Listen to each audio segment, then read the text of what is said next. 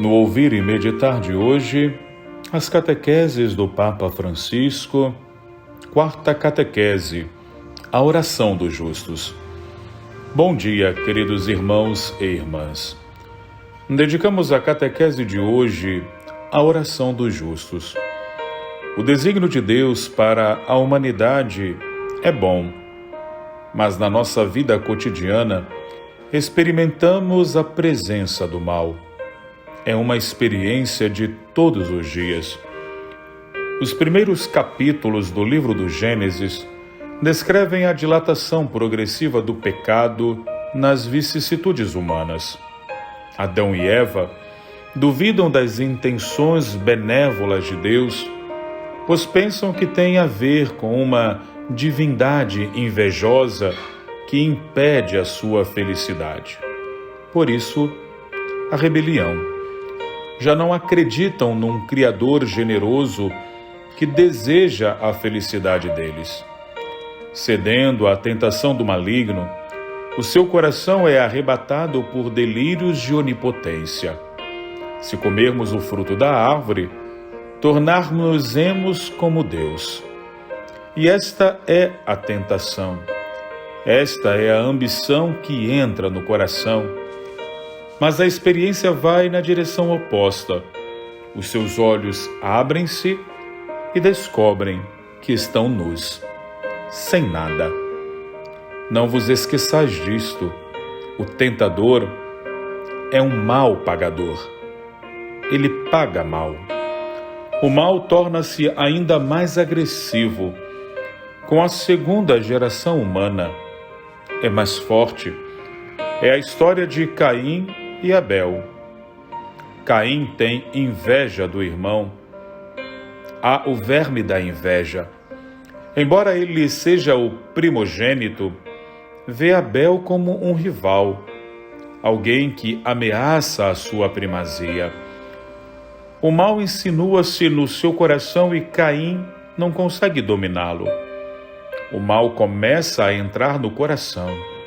Os pensamentos são sempre de julgar mal o outro, com suspeita. E isso acontece também com o pensamento. Ele é malvado, irá ferir-me. E este pensamento começa a entrar no coração.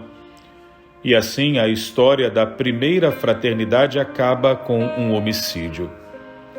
Hoje penso na fraternidade humana, guerras em toda a parte. Na descendência de Caim, desenvolvem-se as profissões e a arte, mas também a violência, expressa pelo cântico sinistro de Lameque, que ressoa como um hino de vingança. Por uma ferida matei um homem e por uma contusão um menino. Se Caim será vingado 7 vezes, Lameque sê-lo-á 70 vezes 7. Vingança. Vais pagar pelo que fizeste. Mas quem o diz não é o juiz, sou eu. E arvoro-me em juiz da situação. E assim o mal alastra-se como mancha de óleo até ocupar todo o quadro. O Senhor viu que a maldade dos homens era grande na terra e que todos os pensamentos do seu coração estavam continuamente voltados para o mal. Os grandes afrescos do dilúvio universal e da Torre de Babel revelam que há necessidade de um novo começo, como que de uma nova criação, que terá o seu cumprimento em Jesus Cristo. E, no entanto, nestas primeiras páginas da Bíblia, está escrita também outra história, menos vistosa, muito mais humilde e devota, que representa o resgate da esperança. Não obstante, quase todos se comportem de forma cruel, fazendo do ódio e da conquista o grande motor da existência humana. Há pessoas capazes de orar a Deus com sinceridade, capazes de escrever o destino da humanidade de uma maneira muito diferente. Abel oferece a Deus um sacrifício de primícias.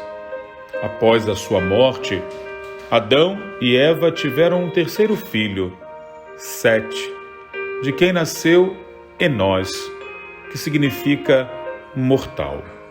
E disse: e a partir de então, o nome do Senhor começou a ser invocado.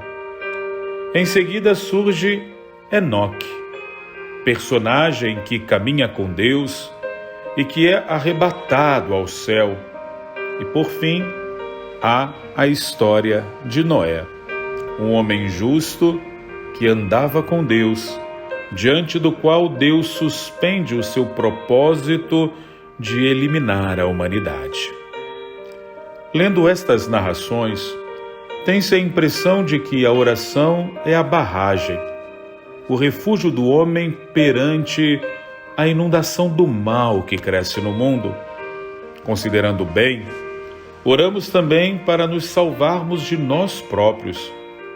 É importante rezar: Senhor, por favor, salva-me de mim mesmo, das minhas ambições, das minhas paixões. Os orantes das primeiras páginas da Bíblia são homens artífices de paz. Com efeito, quando é autêntica, a oração é livre dos instintos de violência e é um olhar dirigido a Deus, a fim de que Ele volte a cuidar do coração do homem.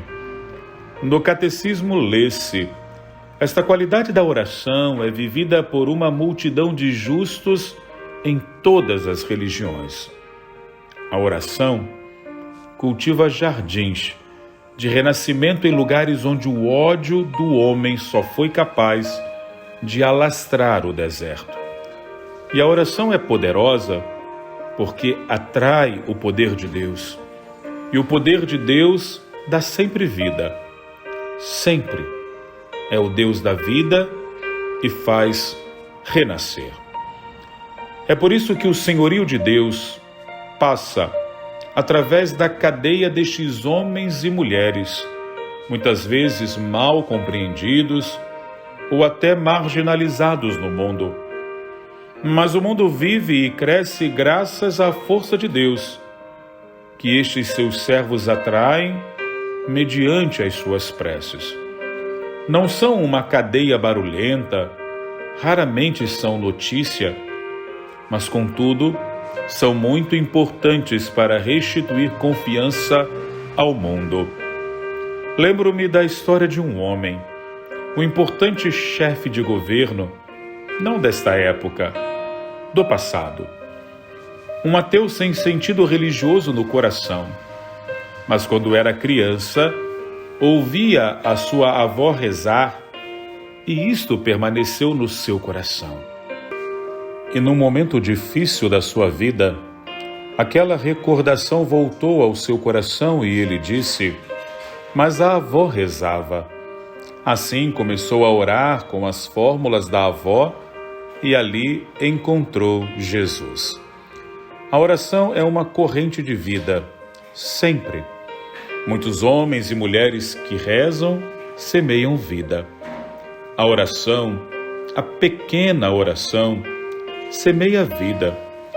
Por isso é tão importante ensinar as crianças a rezar. Dói encontrar crianças que não sabem fazer o sinal da cruz. É preciso ensiná-las a fazer bem o sinal da cruz, porque esta é a primeira oração.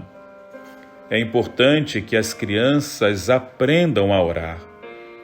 Depois, talvez possam esquecer, seguir outro caminho, mas as primeiras preces aprendidas quando são crianças permanecem no coração, porque constituem uma semente de vida, a semente do diálogo com Deus. O caminho de Deus, na história de Deus, passou através deles.